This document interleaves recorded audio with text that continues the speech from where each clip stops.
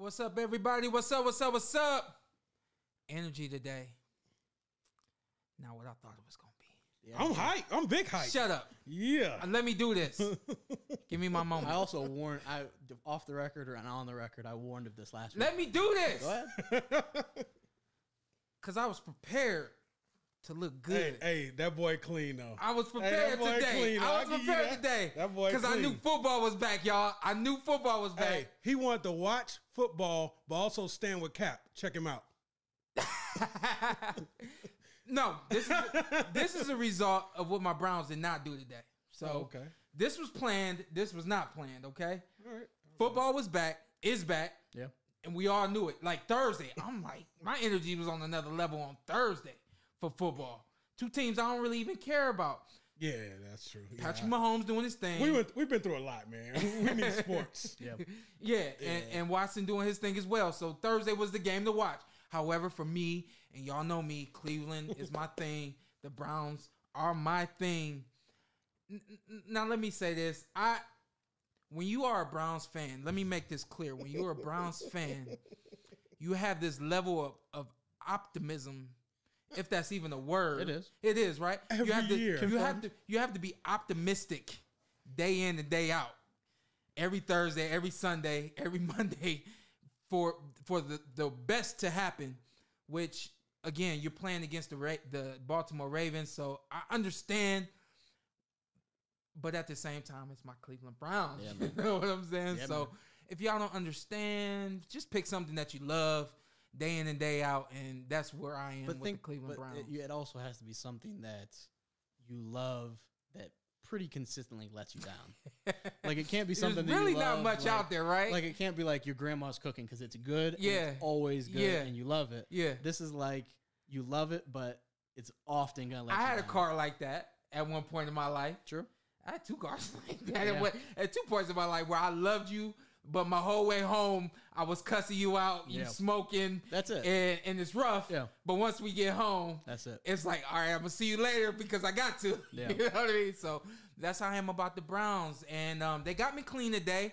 They let me go. They let me down. So up top ain't the way I really wanted it to be. But nevertheless, welcome to the Porter Way podcast. I am your official host of hosts, Showtime Shawn Porter, 2-time world champion, alongside my boy Carson A. Merk, and Anthony B. Anthony B over there. Hey, it's Brenagh. Hey, where my camera B. at? Where my camera at? Right there. This guy right here won't disrespect my last name. So with this being more of a boxing podcast still at this point, however, again, football coming back, I did want to do some honorable mentions before we move forward into boxing. I did mine for the Browns. You got one? Yeah, mine wouldn't be team specific. I guess mine would be overall the old quarterbacks kind of fading out a little bit. Mm-hmm. And I'm kind of happy about that, to be honest with you. Because Everybody made noise today, though. Who did? Brady lost. Rodgers? Aaron Rodgers? Yeah, he Rodgers, made noise I today. still don't consider Rodgers old, even though I know he is. Okay. I'm thinking like Breeze. Breeze did okay. Hey, Breeze but put like, up numbers. Yeah, put up Breeze numbers. always puts up numbers. But Brady lost in his debut. But like, Yeah. look at the young guys. You mentioned on Thursday night, Mahomes, Patrick Mahomes, Deshaun Watson. Lamar Jackson did it to the Browns today. Yep. Even some of the other young guys. Joe Burrow played pretty well. Right, he did. So I Teddy watched that Bridgewater game was to see good. what we were up against next week. Yeah, Thursday. You know, so Yeah, so I think I like that there's a new energy at quarterback and kind of that old guard is slowly fading away. They said this was the first year since I don't know how many years it was that a Manning hasn't started because Eli obviously started last year. Yeah. And some of the quarterbacks that were listed the last time that happened were some throwback names, but I like the new energy. What's his name even lost? Phillip Rivers. He even lost today. Yeah. Yeah, which I've never liked Phillip. No? Nah. I didn't mind. Never I liked his dislike throwing. him. Never liked his throwing. Kind of little sidearm the way release. he throws. Yeah, Mr. Brenagh, you got an honorable mention Well, you know, before we move forward. I'm the better here. I lost a lot of money today. Oh, did you? Yeah. Shawn Porter going to have to give me all a loan. Care to say how much? 'Cause Nah, you know I ain't going to say how SPN much. give you I ain't got no money, man. I ain't got no I ain't money. giving you no. I ain't got no money. So, yeah, I don't know. The thing I liked today was just the first time. I feel like the first time in my lifetime, which is not, but the first time in my lifetime, Brady didn't start for the Patriots. and to go from Brady to Cam, it's like your kid's going off to college, your straight A kid, everything.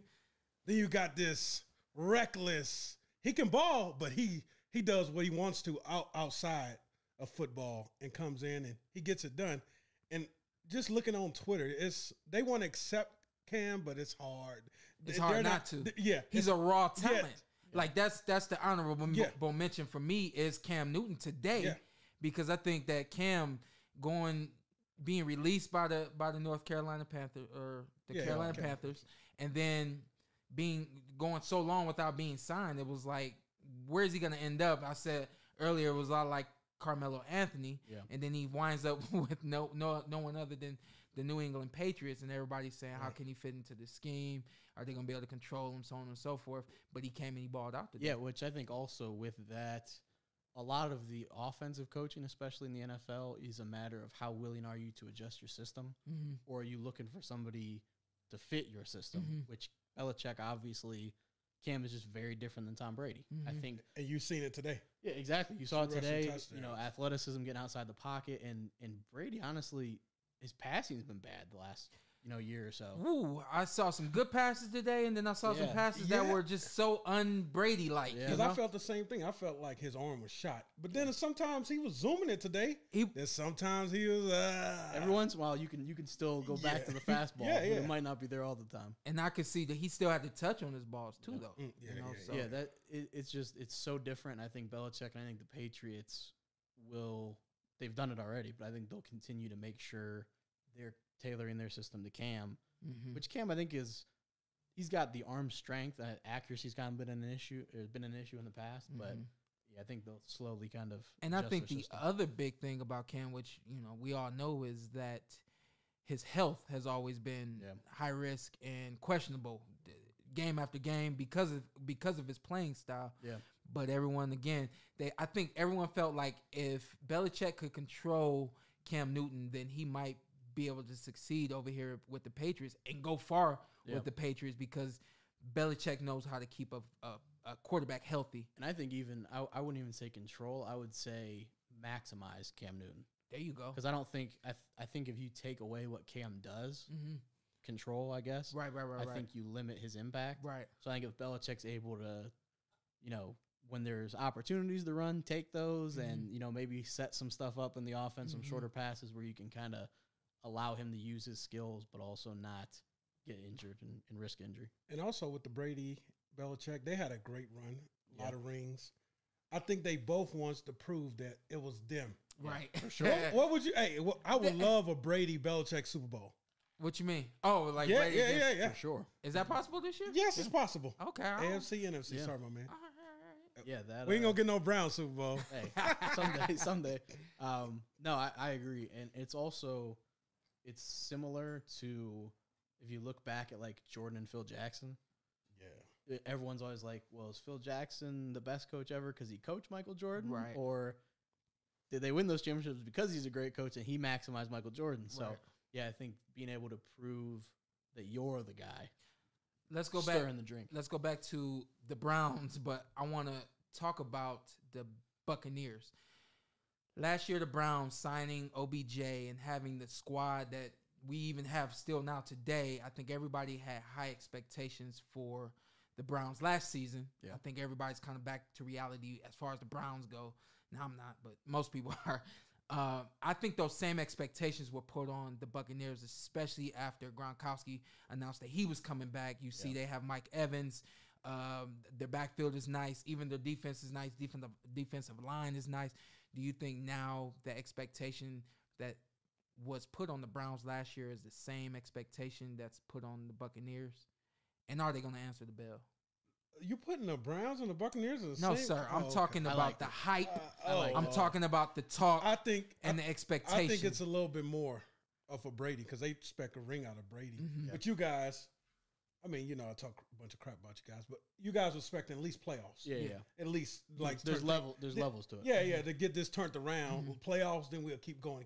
Right. They expect to bring a ring home. Would you remember? I don't know what the year was when the Eagles had Vic coming back off a good year. They signed Vince Young. Dream team. Yeah, he literally said dream team. Yeah. And the expectations were crazy, and then they were garbage. Yeah. So it was, I think there you'll see that. There, if we look back at it and we had a list of the seasons, I'm sure we could find some that every single offseason there was somebody that everyone jumped on the hype train for. And so I think with the Bucks, especially like Ant said, Brady's not like, the playoffs isn't good enough for Brady. Right. Especially at this It's the point. whole thing. Like, It's the they're whole not way. going to be like, hey, Right. made to the divisional round. Right. I think you expect rings with Brady. So Well, check it out. It's the first game of the year. Coming off COVID, coming off the quarantine, XYZ. I mean, short camp and all that kind of stuff. no leading preseason. to no preseason at all, which I actually appreciate. Let's touch Yeah. on that real quick.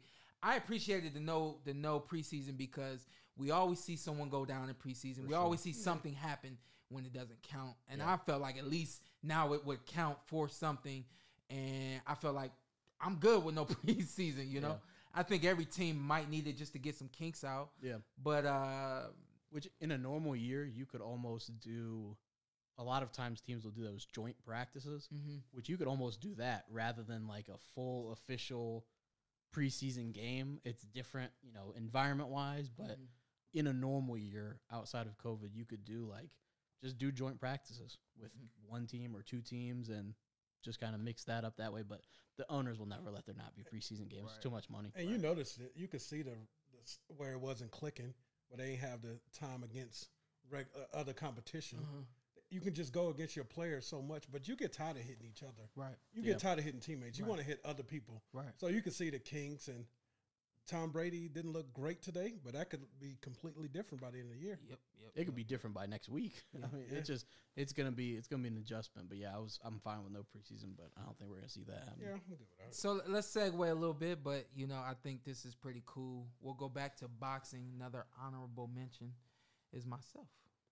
Okay. So WBO, I'm intrigued. WBO has announced me being the mandatory, the number one fighter in that division, the welterweight division, the WBO, which now makes me Terrence Crawford's mandatory. Yeah. Obviously, winning my fight against Formella made me the mandatory for the IBF and WBC titles, which should be the winner of Errol Spence Jr. and Danny Garcia. Yeah. So I named my fantasy football team this year everybody's mandatory. Yeah.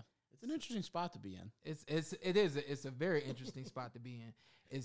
For me, it's kind of like, okay, pick your poison. Yeah. And for me, it doesn't really matter.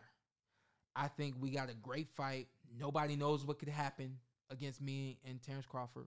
Obviously, his camp has an understanding. My camp has an understanding of what we want to do in the ring if we were to get into a scuffle. That's an interesting way of describing a boxing match. Yeah, if we happen to be with the gloves on in the middle of the ring, just happen to scuffle. And if we did sign the fight, I think his team knows how they would come after me, and my team, we have a pretty good understanding how we would go after Terrence Crawford. Yeah. However, if the fight happens in a rematch with myself and Errol Spence Jr., the first fight last year in September was, everybody's on their feet every round. Nobody lost that night. Obviously he had his hand raised, but really, like I said about Mike Tyson and Roy Jones, nobody loses, know. And then you got the fight with Danny Garcia. Yeah. There were a lot of people that thought that fight was close. I ended up winning that fight in a unanimous decision, but there were a lot of close rounds in that fight. So I get another opportunity to make that fight even more decisive that I won. So for me, it's like pick your poison, and either way, I can't go wrong. I'm in great fights, big fights, and again, very exciting fights.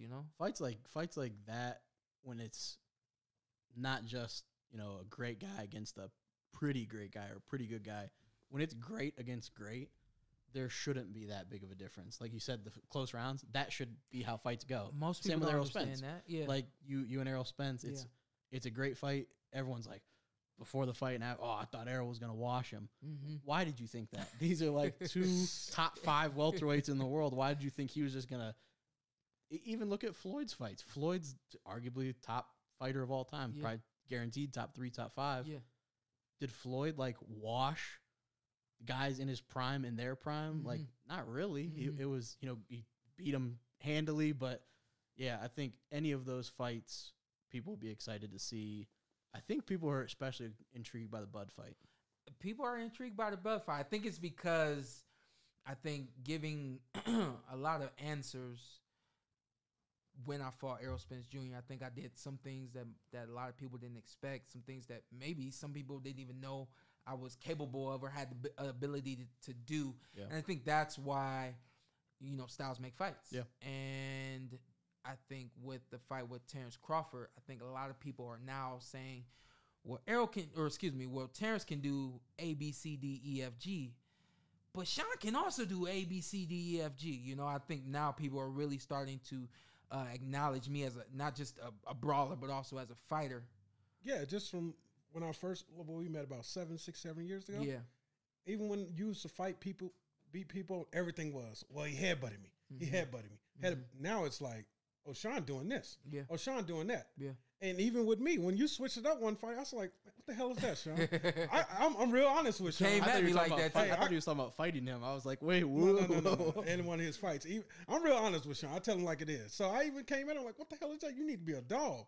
He's like, nah, man, I'm doing this. I'm doing that. And Shawn has developed and developed is a whole different fighter than I say the worst Shawn I ever seen is the Kell Brooks Shawn. Mm-hmm. That was horrible. Far. That was horrible. Mm-hmm. So hey, it was. You see, he said it twice. Yeah, it made eye contact with the camera. It was necessary though. Let's be honest. All right, yeah. So from there, you have developed in your mentality. You come to the ring as even when you got the belt, you're like I'm a challenger. I'm a dog. I'm coming to get it. Yeah. But as you kept that dog, you kept developing, add more to your wrinkles to your game, and you could see it.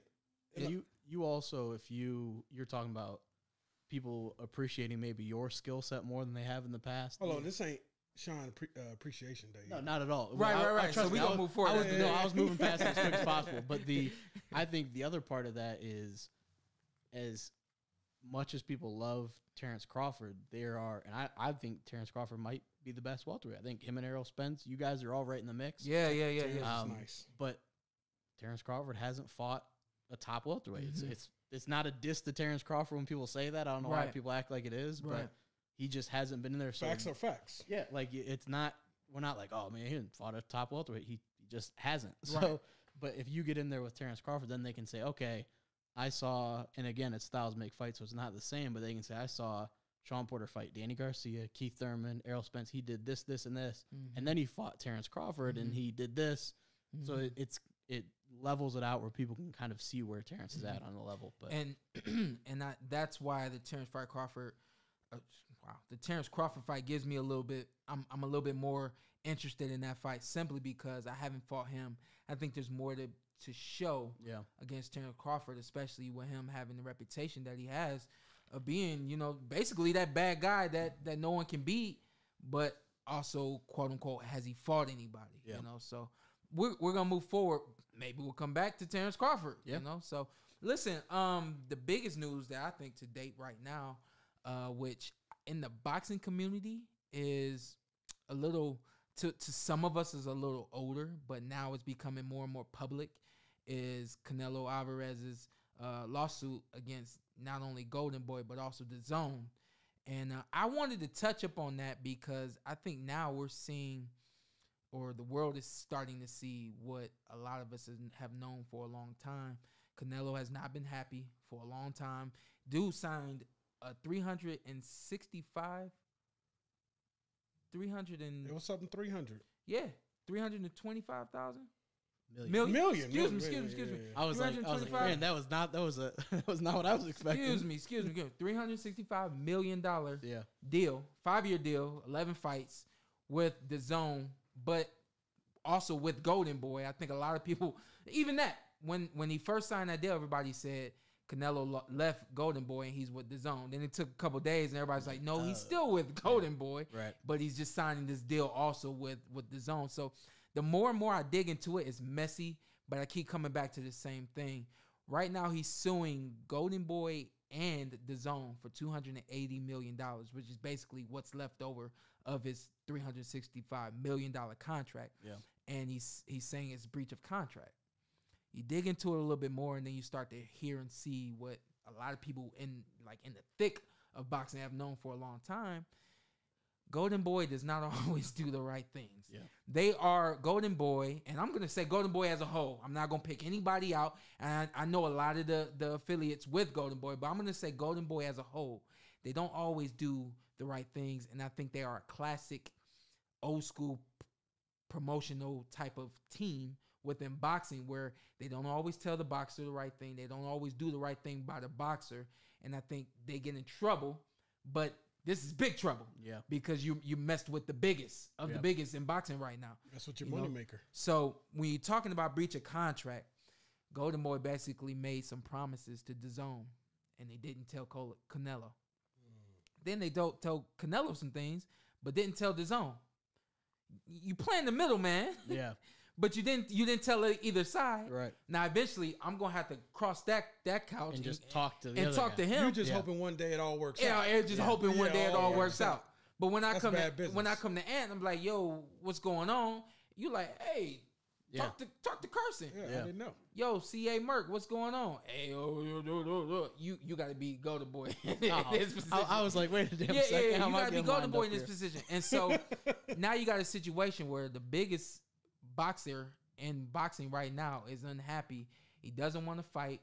He wants to get paid ASAP, and he's not gonna fight. He's not only that, he's not gonna walk away from that $280 million. I mean, who in their right mind would? Right. So I did a little bit of digging, and unfortunately, right now the case has been dismissed. Has been dismissed. Canelo and his team, they got to restructure everything that they're going after and come back to the judge correctly. Yeah. Judge is like, hey, there's some holes here. You don't got everything figured out. Come back to me when you got it right. And they've dismissed the case so far. Yeah. But I got a feeling he's going after that $280 million. I don't think it's going to end. I don't think this is just something where they're going to I got a feeling he ain't going to fight until that's a lot of money to let go. Yeah, it's a lot of money to let go. Yeah. The other side of it, I think a lot of people feel like the zone's broke. A lot of people feel like DAZN have made promises that they can't keep. I'm glad people are saying the name right, by the way. DAZN, because when it first came out, everyone was like DAZN, DAZN. I just be like DAZN. Yeah, that's what I finally got. Yeah, it. But I will say DAZN because that's what I've heard, and of course it's easier than saying GGG like I used to always say. That was the word. Yeah. And with the zone, I had it, but I cancel it and redo it. When my guy Shane Mosley fight Jr. Shout out to my guy Shane. Right. So I don't know, is that a good thing or a bad thing for him?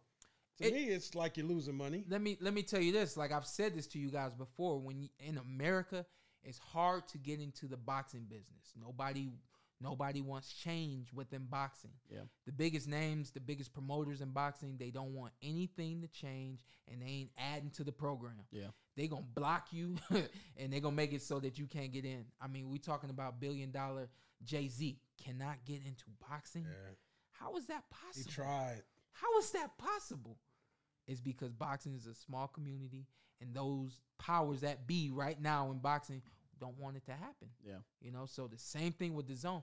People don't know this, but overseas, DAZN is one of the biggest sports streaming companies basically in the world. They are the biggest sports streaming company in the world. Like ESPN? Yeah. But you coming over here, you're trying to get into MLB, MLS, NBA, NHL.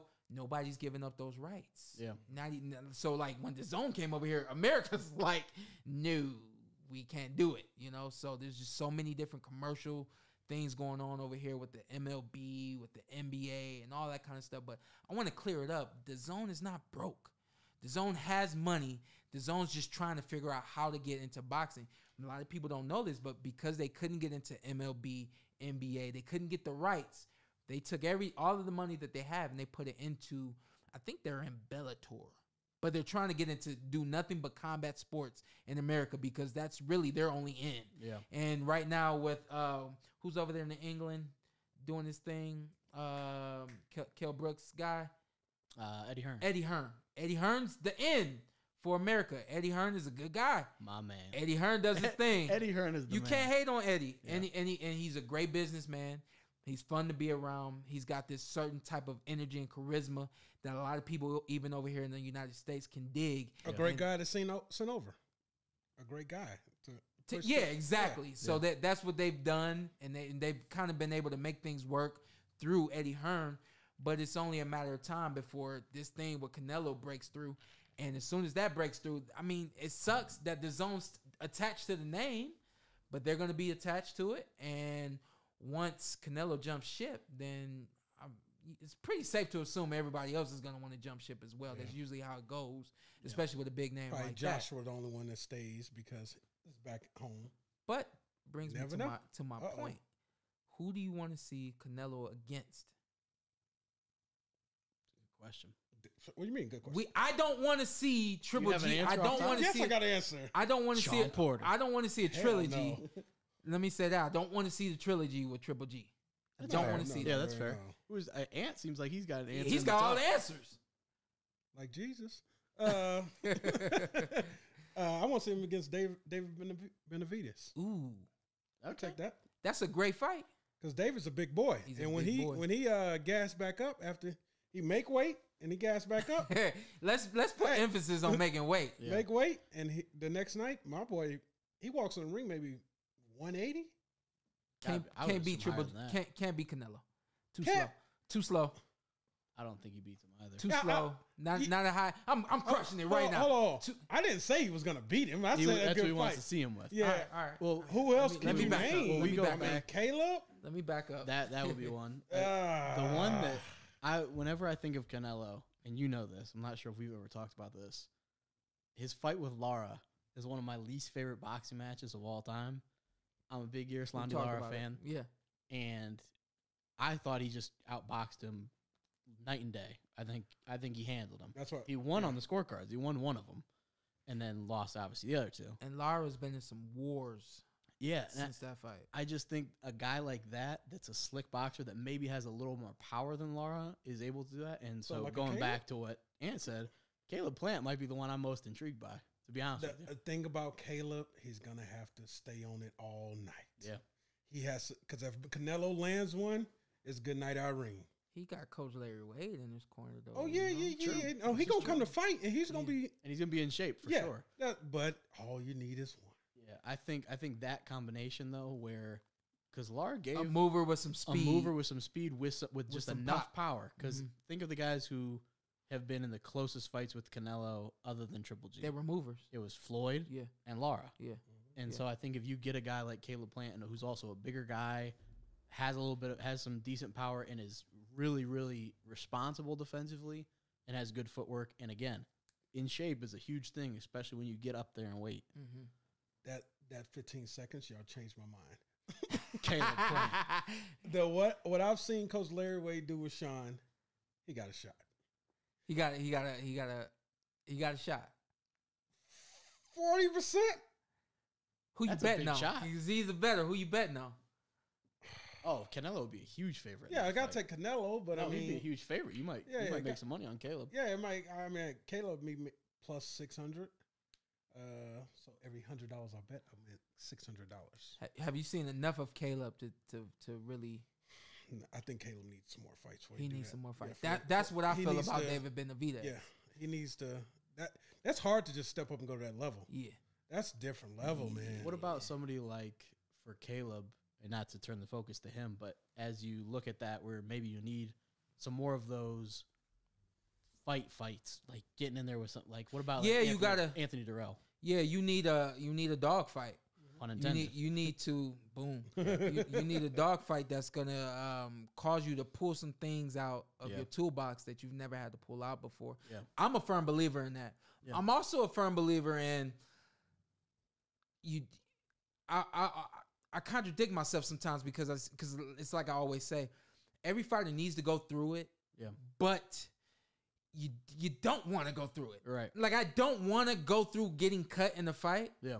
But once I go through getting cut, I've had that experience. It's almost like muscle memory. It's like, boom, this is what I did before. Sometimes you even tell yourself, like, keep going, ignore it.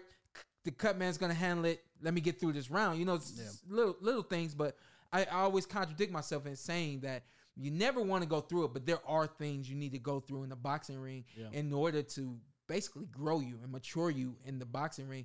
I do agree with that. I think that Caleb Plant, I think personally, is that guy that could really challenge Canelo being that he has great feet, has great hand speed, very intuitive in the ring, and his reflexes are in my personal opinion, tremendous as well. Yeah. However, he has not been through that dogfight, somebody that's grabbing him, manhandling him, and making him fight for 12 rounds. And he's just gotten to that level of being a 12-round fighter. So, and also with I always say with Floyd era, he was a pro and a con to boxing, because when Floyd left, a lot of and I understand you got to build boxers up. I understand you got to make your money back, but then a lot of boxers don't want to take they don't put themselves in a 50-50 fight. Yeah, they always want to. I need 70% or above that I can win this fight.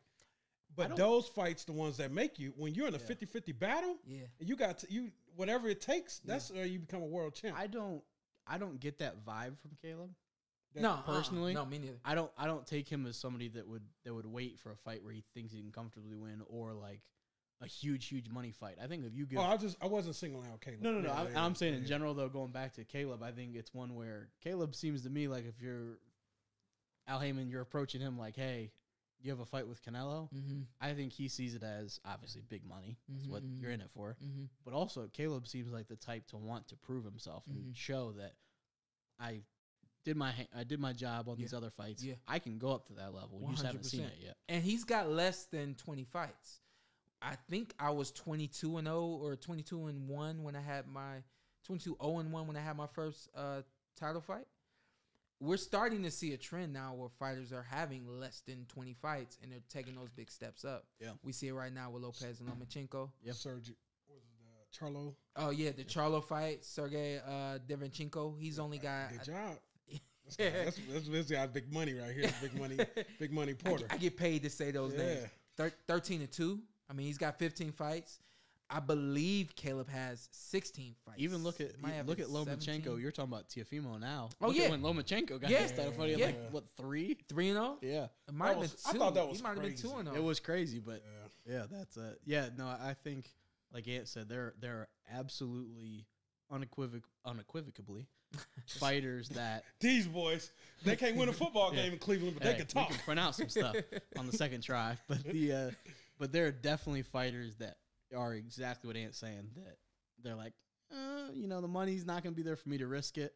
But then there's other fighters, no risk and no biscuit. But that's what I was bringing up. I personally think there's a trend that's about to start, and I think it's going to carry through in boxing, where these young fighters that are hungry and want to get paid and are willing to not only challenge themselves but challenge that belt. I think we're seeing this social media era where guys are loving that attention. They want more of that attention, and I think they understand that the only way they get more of that attention is by doing the biggest things out there, which is winning titles. Is a good example of that, kind of in hindsight, was Errol Spence. He always brings it up now.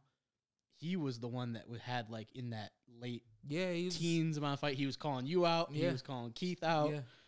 He was calling everybody out, and so now he's like, oh, interesting. Now these guys are calling me out. So there are definitely those guys that are in that range of like 15 to 20 fights that they're like, hey, let's do it. Why not? I like it. I think it's necessary. Sure. Yeah. I think it's necessary. So when I was coming up, I wasn't blessed to have that social media type of following, early on in my career where, that kind of help pay the bills, you know? So that's what it's doing for a lot of fighters now. They're able to get seen and get more recognition than ever before. And, that you're going to get less one-sided fights. Yep.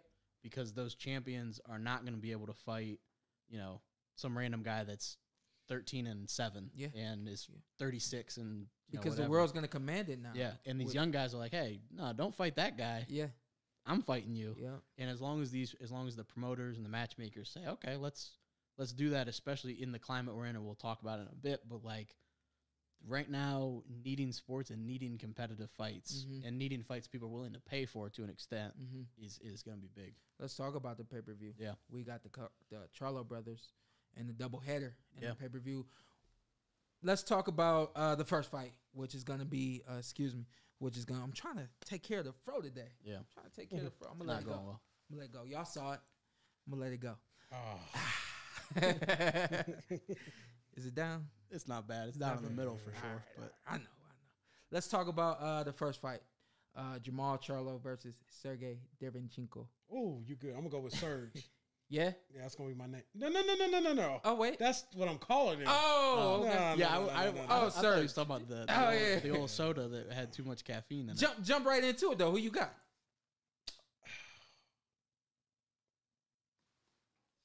Oh, man. I knew the button. Yeah. All right. There we go. Nice. What was that? Okay. Waiting on you, boss. Oh, so without a breakdown, I'm going to take Charlo. I just feel like my man just has a little bit more than my guy, Serge.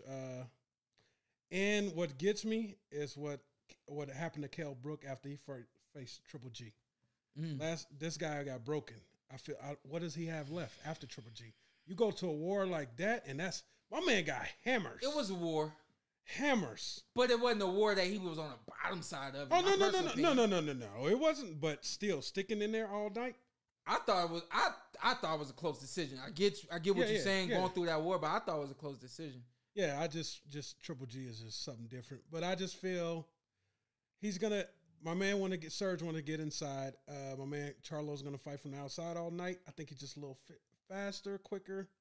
I think he'll get it done. Split decision.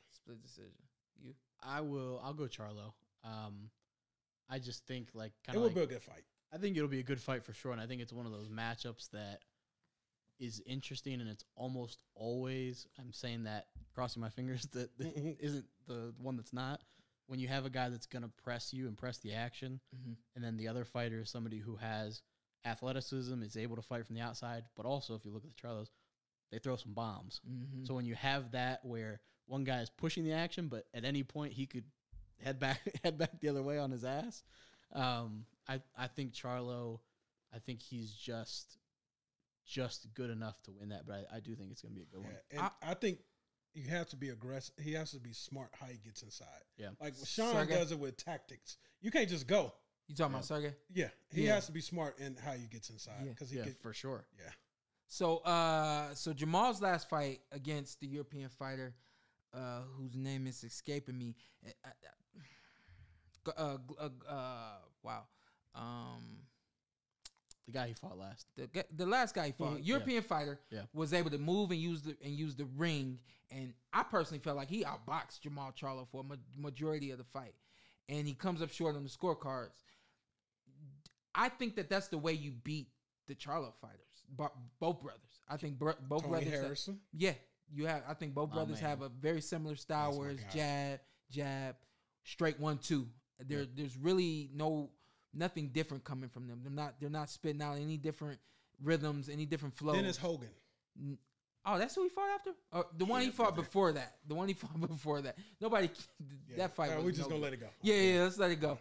But I think that you have to be able to move and get these guys off balance. And in my personal opinion, it's been proven that they can be put off balance because they're so hungry for that right hand that they're always willing to commit with the right hand.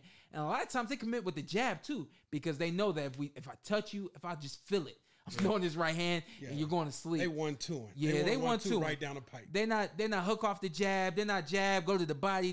There's really no. They don't reset nothing up. Yeah, there's really no mix. Yeah. In the dinner for them. It's just they're one. They're a bit rigid. I think both of them are a bit not robotic. Mm-hmm. People have also said they're robotic in their conversation, but I think they're a little rigid as far as they're athletic but not like fluid as far as their punches, which kind of goes with what you're saying. They'll throw 1-2, but there may not be a lot of variance and there may not be a lot of, changing the angles on it. But I think it's going to be interesting, but yeah, you got to keep them moving around. I think for sure, both of them. You got to keep them moving around. I think if this kid Sergey Davincinko can be smart, you got to be smart. I think right now, you tell me if I'm wrong, but we're looking for somebody to challenge both Charlo brothers. Yeah, especially this 160 Jamal. I don't think anyone's really challenged him. Yeah, the fight that he had against the kid whose name I cannot remember. I think that kid was able to challenge him, but nothing more than Korobov was able to challenge him. Yeah. and move and box, get him off balance. He was able to hit him, pot shot and move, make the Charlos, first of all, make them move, but also make them think. Yeah. Some guys, that's my son. Shout out to Diggy. Wow, he's going crazy. Let him in. No, don't do it. Don't do it. Uh-oh. Yeah, he's a troublemaker, but let him in. He's a knucklehead, but He's gonna it'll come here work. and knock over every We'll camera. make it work. Uh-oh. Corball was able Here he to comes. Corball was able to keep Jamal Charlo guessing, keep him There off he balance, is. and he's butt naked. And he's butt naked. Cover this man up. This Get is what him we out of do. there. This is Get what him we out of do. there. This man came in here butt nilsy. That's wild. There you go. Fire it up again. The Porter way. There That's what he was. came in with right now, man. Is that the Porter way? We butt naked around here. Yeah, I guess. when there's no guests. Yeah. Let's get back to it real quick though. Yeah. And then I'm gonna get off of it. But with this fight, I would like to see Sergey Davincinko try to at least make Jamal Charlo think, get him off balance, make him reach, make him come after you, Yeah. and make him feel desperate. And These what guys, about- after when they don't have their way for a couple of rounds, they start to get uncomfortable. What about? So you gave kind of the keys for Davincinko. Go to Charlo. How does he Charlo, win? I think Charlo's a little bit different than Triple G. I think Triple G was able to land some punches on Davincinko. I'm still laughing. Oh, This dude yeah, came in he's here a butt he's- naked. he's That's crazy wild. one, man. That's a wild guy. Wifey just let him do what he do. Hey man, he's a free spirit. I respect it. But I think that Jamal Charlo is a little bit different than Triple G in the sense that Triple G, a lot of his work is done on the inside. Yeah. We all know that power, the most power you got is on the end of the punch. Yeah. And that's where the Charlo brothers do damage. Yeah. They're able to catch guys on the end of that right hand, the end of that, even the jab, a lot of times is able to really like just knock some guys' heads back. Yeah. I think that's basically the key for Jamal Charlo. And I don't want to make it seem simple. Yeah. Because I hope that Davincinko doesn't make it simple. Yeah. But I got a feeling Davincinko's going to come in there. He's going to try to get right to the body. He's going to try to stand in front of Charlo, and that's the wrong thing to do. However, for Charlo, it works to his advantage because that's their gift. Yeah. Their gift, both of them. To an extent, kind of like Deontay Wilder a little Yep. bit. Their gift. They is- just have that. They just have that Yeah. that timing, that end of the punch, straight 1-2, bang bang, and they're gone. Yeah. And they're gone. And I think that's what's gonna happen. I don't know why you went rocket power at the end of that. I think that's what's gonna happen in this fight. Yeah. I got Jamal Charlo winning the knockout. I Yeah. don't think it's gonna go to decision. The fight with Triple G was the styles make fights, and I Yeah. think it was just a little bit different with Triple G and Davincinko. I think Charlo's gonna catch him on the end of the shot. It's not gonna be an early night, but Yeah. it's gonna be a knockout. Yeah. Yep. The one that I'm looking forward to, Jamal Charlo I'm hyped about this fight. versus Jason Rosario. Yeah. You hype, I'm hype. Go ahead. I'm hyped. I'll be hyped too. Wow statement. Fight of the year. Yeah. Fight of the year. Yeah. I'm going wild. It's because they're both going to stand there and exchange. The problem is Charlo got that one hitter quitter, Yeah. and that could stop my boy Rosat. What's his name? Jason Rosario. We're gonna go with Jason. My boy Jason. I'm from Louisiana. Where'd you say we're going to go with Jason? His name is Jason. Yeah, I ain't calling last name. We're Okay, just gonna start that's with fair. Jason. Hey, Charlo got that one hitter quitter, but they're both gonna be coming forward all night. It's gonna be a good fight. I think it could be a classic. For me, the biggest question is this was this a one trick pony thing for Jason Rosario? That's another thing because you better put respect on Charlo. He has one of the best resumes at 154. Absolutely. And hey, my man. I ain't said nothing about him. No. I'm not. I'm just talking to the audience. My back. I'm not talking Sean no more. You better put some respect on Charlo. Yeah, this guy right here is gonna give me one here quitter. You know what? But I think that's kind of the narrative right now. I think there's more talk about Jason Rosario, but Yeah. because of what he did against J-Rock. And that's one opponent versus Charlo's he's been That's my knocking him point. down, That's man, my one point. by one. That's my point. Yeah, I think for kind of going with the energy behind it and the excitement behind it, a lot of people are excited about the Charlos in general from the outside of the boxing community. But then also within the boxing community, they know his resume does, like Ant said, his resume stacks up. Mm-hmm. And then you have this guy that has this big performance against J-Rock. Mm-hmm. And yeah, no, it's going to be an interesting one. I'm curious how you feel about the setup of the pay-per-view, not the pay-per-view of the pay-per-view, but the schedule of it being a doubleheader. It's a little confusing. I'm like, just It doesn't seem like a doubleheader. It just seems like 6 fights. yeah, but and I'm still trying to figure out how they're gonna do like this little intermission. So it does type it's of the situation. First 3 Yeah. with one of the Charlos headlining. Yeah. There's a 30-minute intermission, Okay. and then you go to the second 3 with the other Charlo headlining. I just don't see a point. What's the point? What's the point? Why don't we just have co-main events? I mean, as long as they're both getting paid, I'm cool with it. Yeah. As long as they're both getting paid headline money, that's cool by me. I think they're both solid guys. But Here's something that I do know. I'm gonna bring this up right now. And then I want to go back to the fight real quick because I got some interesting things to say about Jason Rosario. My dad, my son's right there. My dad trained myself and my brother. Yeah. He said he hated when we fought in championship tournaments because he had to go from my ring to my brother's ring. Yeah. He said the energy, it was hard for him emotionally to deal with whether I won or lost, going over to the next ring, whether he won or lost, and really just trying to manage the emotions throughout the night. yeah, I felt like in the fight with when these guys fought and when Jamal Charlo fought Tony Harrison, and then Jamal comes right back and fights Korobov. yeah, I felt like that was a lot on them emotionally. for sure. I felt like it was a lot on the teams emotionally.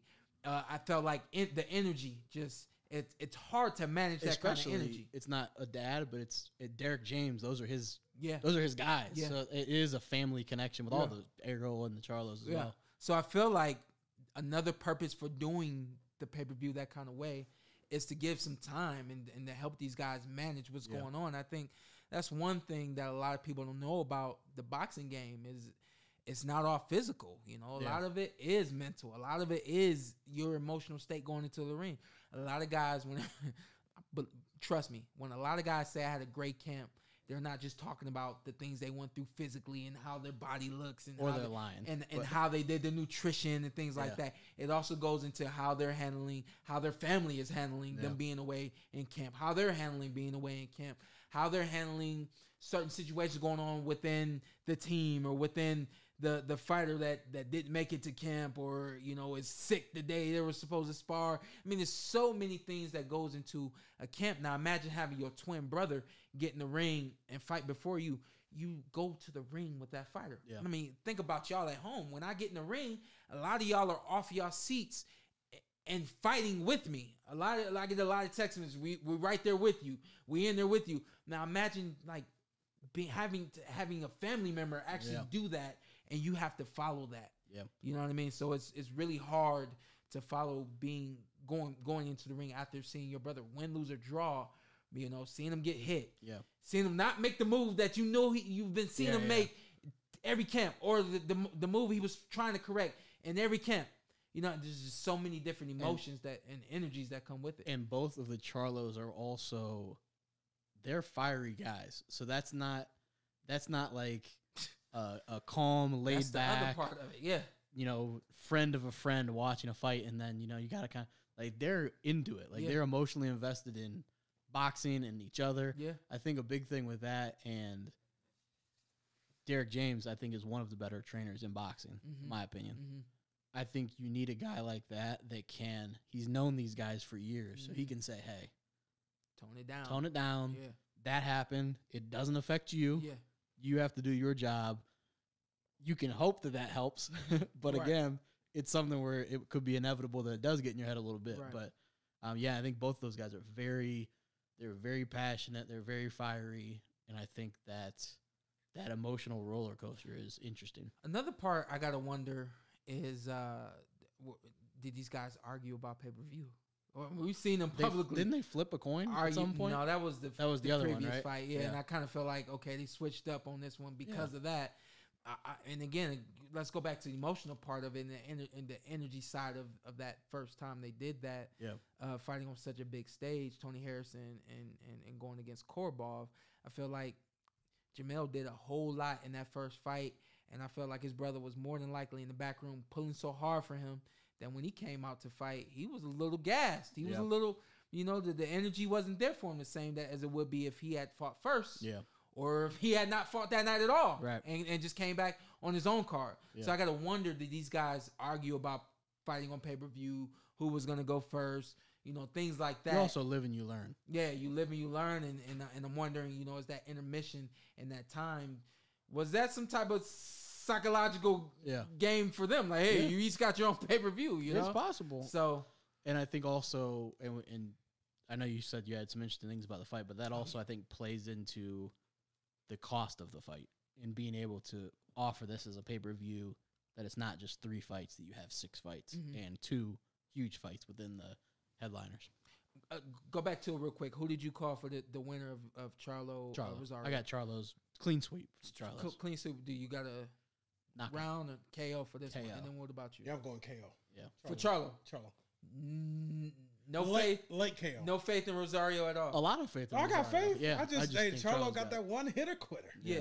Because once I saw the fight with Julian Williams, I was extremely hyped about Jason Rosario, because the super welterweight division does not have the kind of competition that the welterweight division has. Yeah. And so I felt like Here's we were another guy that can coming into something. Yeah.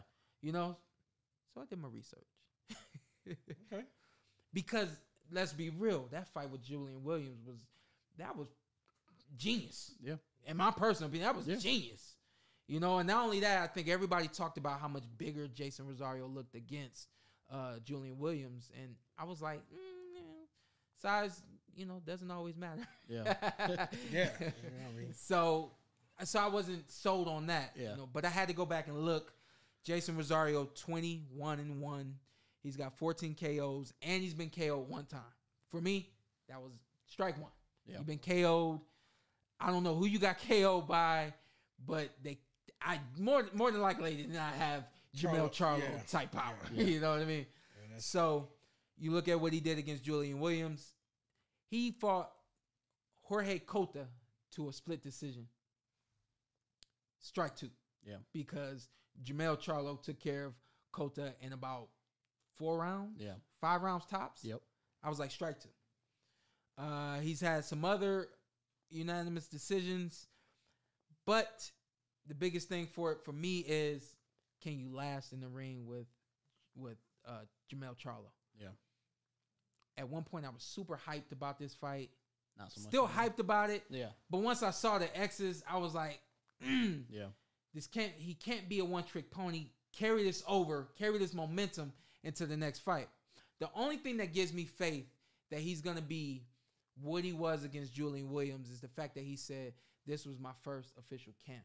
I'd never been in a camp prior to my fight with Julian Williams. I was able to get not only a camp, but a full 6-week camp. And he's from the Dominican Republic. That's the other thing that gives me hope.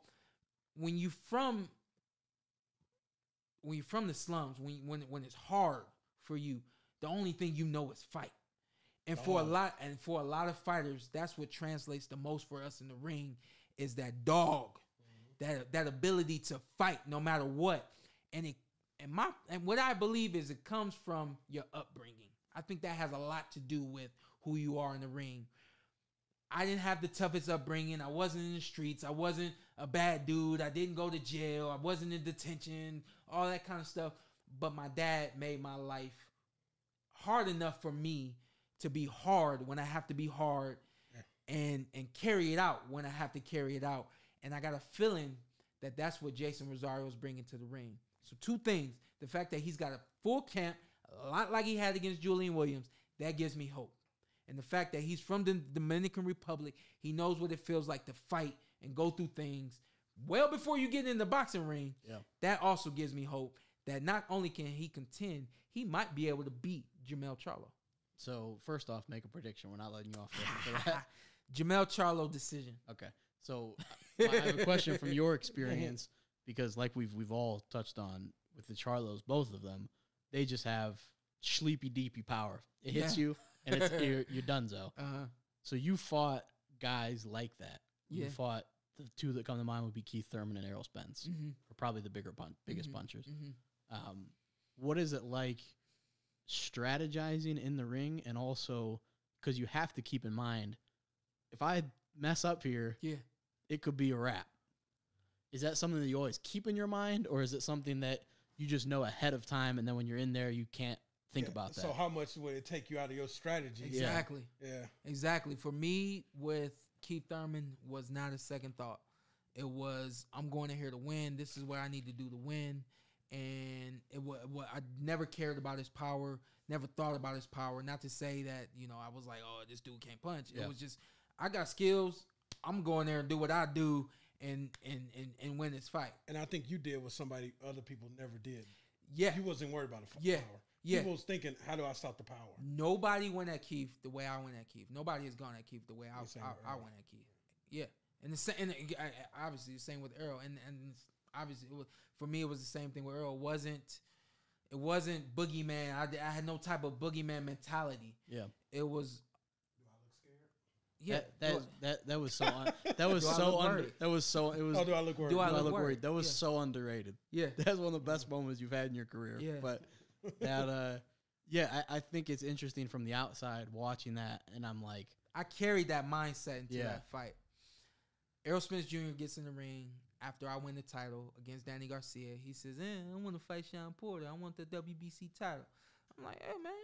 I already told you, man. Let's make it happen. Yeah. And then, Jim Gray looks at me, says a couple things. I'm like, Jim, do I look worried? Yeah. Because I wasn't. I wasn't worried about, I said it. I'm not worried about your power. I'm not worried about everything that everybody thinks you are. I know who I am and I know what I can do.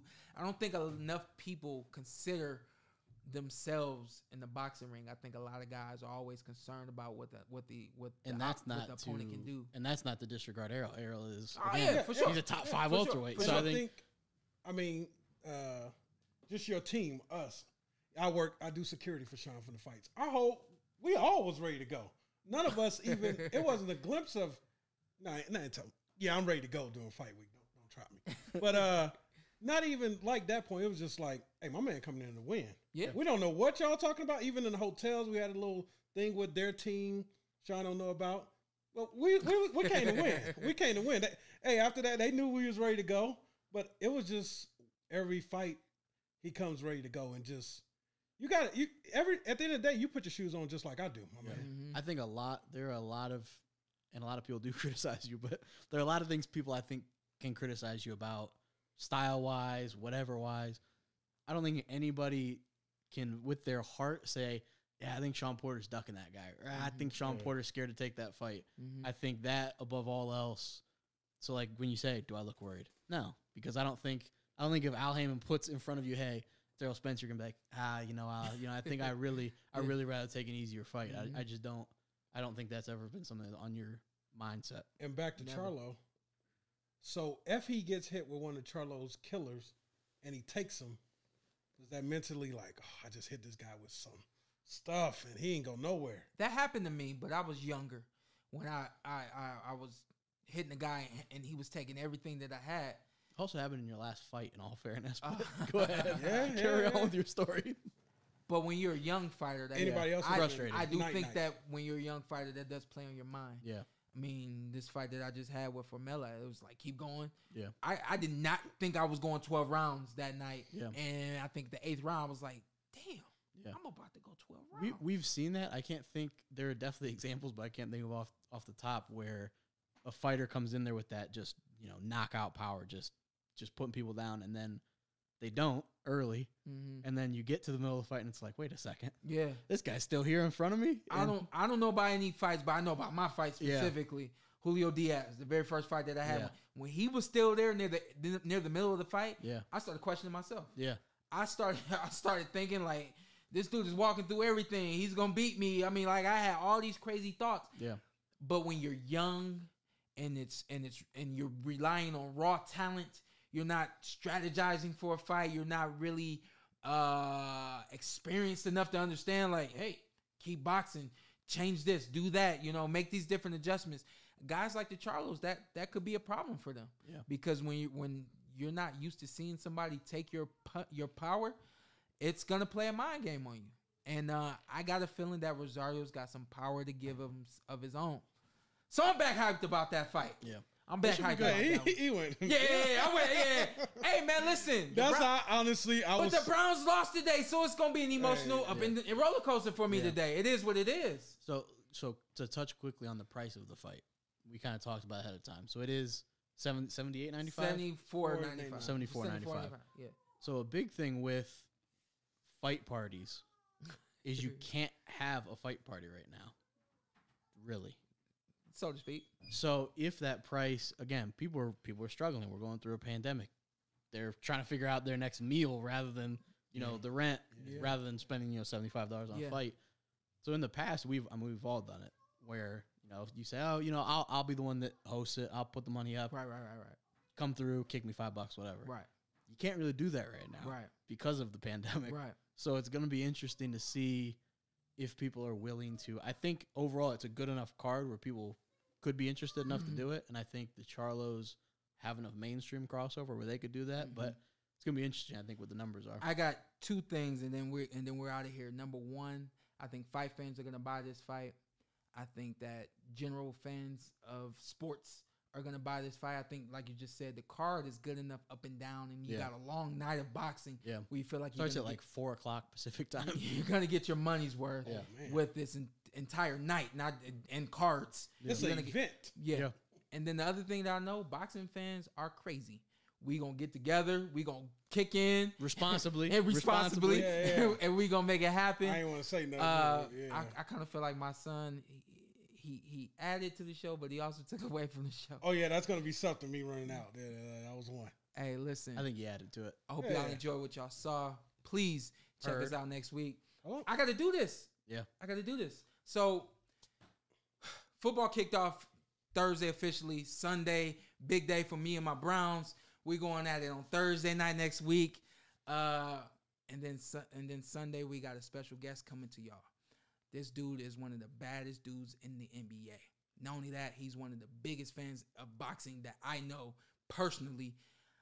A dog on the court. Top 5 athlete rapper all time. Absolutely. Oh, yeah. Dame Litter is coming to check us out.